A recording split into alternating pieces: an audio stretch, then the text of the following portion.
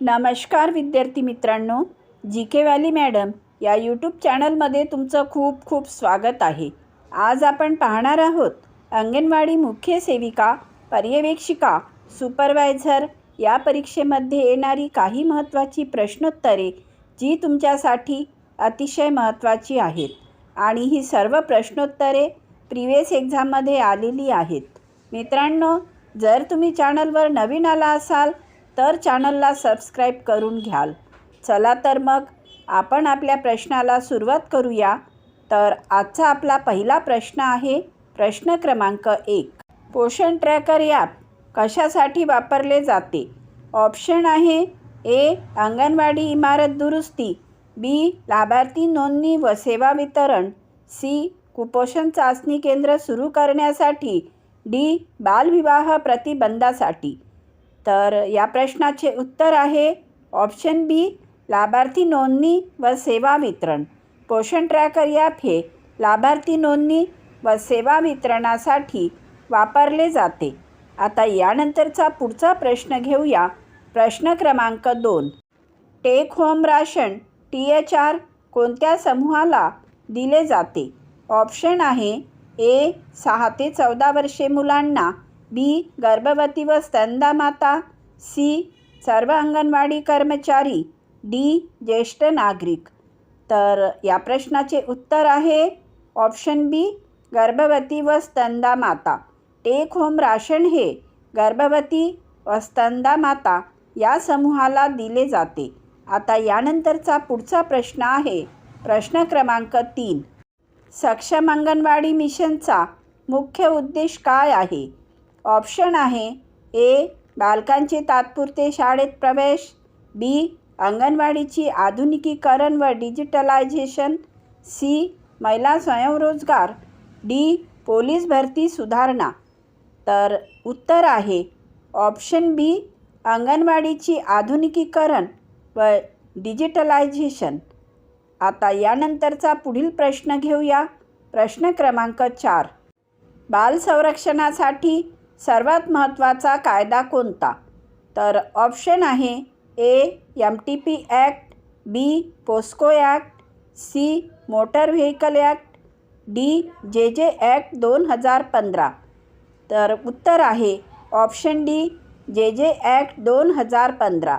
बाल संरक्षणासाठी सर्वात महत्त्वाचा कायदा JJ ॲक्ट 2015 हा आहे। आता पुढचा प्रश्न घेऊया। प्रश्न क्रमांक 5। पोस्को अंतर्गत चाइल्डची व्याख्या काय आहे? ऑप्शन आहे ए 5 वर्षापर्यंत, बी 14 वर्षापर्यंत, सी 18 वर्षापर्यंत, डी 21 वर्षापर्यंत। उत्तर आहे ऑप्शन सी 18 वर्षापर्यंत। पोस्को अंतर्गत चाइल्डची व्याख्या 18 वर्षापर्यंत आहे। आता पुढचा प्रश्न आहे प्रश्न क्रमांक 6। सप्लिमेंटरी न्यूट्रिशन प्रोग्राम SNP कोणत्या योजनेचा भाग आहे? ऑप्शन आहे A NRLM, B ICDS, C PMGKY, D Ujjwala. उत्तर आहे option B ICDS। Supplementary nutrition programme ICDSच्या योजनेचा भाग आहे। पुढचा प्रश्न घेऊया। प्रश्न क्रमांक 7। PM पोषण मिड डे मील कोणत्या वर्गापर्यंत लागू आहे? ऑप्शन आहे ए नर्सरी, बी 1st ते 8, सी 1st ते 10th, डी फक्त 1st ते 5th। उत्तर आहे ऑप्शन बी 1st ते 8। PM पोषण मिड डे मील 1st ते 8 या वर्गापर्यंत लागू आहे। आता पुढील प्रश्न घेऊया। प्रश्न क्रमांक 8। अंगणवाडी केंद्रात VHSNC याचा अर्थ काय आहे? ऑप्शन आहे A village health sanitation nutrition committee, B village home school nutrition centre, C local health safety network cell, D वरीलपैकी कोणतेही नाही। तर उत्तर आहे option A village health sanitation nutrition committee. आता यानंतरचा पुढचा आणि अतिशय महत्त्वाचा प्रश्न आहे. प्रश्न क्रमांक 9. लाडली लक्ष्मी लाडली स्कीम कोणासाठी आहे? ऑप्शन आहे ए वृद्धांसाठी, बी महिला SHGसाठी, सी मुलींच्या शिक्षण व संरक्षणासाठी, डी दारिद्र्य रेषेखालील कुटुंबासाठी. तर उत्तर आहे ऑप्शन सी मुलींच्या शिक्षण आणि संरक्षणासाठी. लाडली लक्ष्मी लाडली स्कीम ही मुलींच्या शिक्षण आणि संरक्षणासाठी आहे.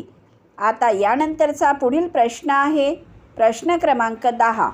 कुपोषण ओळखण्यासाठी वापरले जाणारे साधन कोणते? ऑप्शन आहे A pulse oximeter, B MUAC tape, C tonometer, D BP machine. उत्तर आहे ऑप्शन बी MUAC टेप. कुपोषण ओळखण्यासाठी वापरले जाणारे साधन MUAC टेप आहे. आता यानंतरचा पुढील प्रश्न आहे. प्रश्न क्रमांक 11. मिशन वात्सल्य कोणासाठी आहे? ऑप्शन आहे ए महिला सुरक्षा, बी बाल संरक्षण व पुनर्वसन, सी शिक्षण प्रशिक्षण, डी गर्भवती माता. उत्तर आहे ऑप्शन बी बाल संरक्षण व पुनर्वसन. मिशन वात्सल्य हे बाल संरक्षण व पुनर्वसनासाठी आहे. आता पुढचा प्रश्न आहे. प्रश्न क्रमांक 12. बेटी बचाओ बेटी पढाओ BBBP योजना कधी सुरू झाली? ऑप्शन आहे ए 2012, बी 2015, सी 2017, डी 2020. उत्तर आहे ऑप्शन बी 2015. बेटी बचाओ बेटी पढाओ योजना 2015 साली सुरू झाली. आता यानंतरचा पुढचा प्रश्न आहे. प्रश्न क्रमांक 13. Early childhood care and education ECCE कोणत्या वयोगटासाठी आहे? ऑप्शन आहे ए 1 ते 2 वर्षे, बी 3 ते 6 वर्षे, सी 7 ते 10 वर्षे, डी 12 ते 18 वर्षे. तर उत्तर आहे ऑप्शन बी 3 ते 6 वर्षे. Early childhood care and education 3 ते 6 वर्ष या वयोगटासाठी आहे. आता यानंतरचा पुढचा प्रश्न आहे. प्रश्न क्रमांक 14. जननी सुरक्षा योजना JSYचा प्रमुख उद्देश काय? ऑप्शन आहे ए बालक पोषण सुधारणा, बी गर्भवतींच्या सुरक्षित प्रसूतीसाठी प्रोत्साहन, सी नोकरी उपलब्ध करणे, डी महिला उद्योजकांना कर्ज. तर उत्तर आहे ऑप्शन बी गर्भवतींच्या सुरक्षित प्रसूतीसाठी प्रोत्साहन. आता पुढचा प्रश्न आहे. प्रश्न क्रमांक 15. District child protection unit DCPU कोणत्या कायद्यांतर्गत कार्य करते? ऑप्शन आहे A JJ act 2015, B IPC, C evidence act, D motor vehicle act. उत्तर आहे option A JJ act 2015. District child protection unit JJ act 2015 या कायद्यांतर्गत कार्य करते.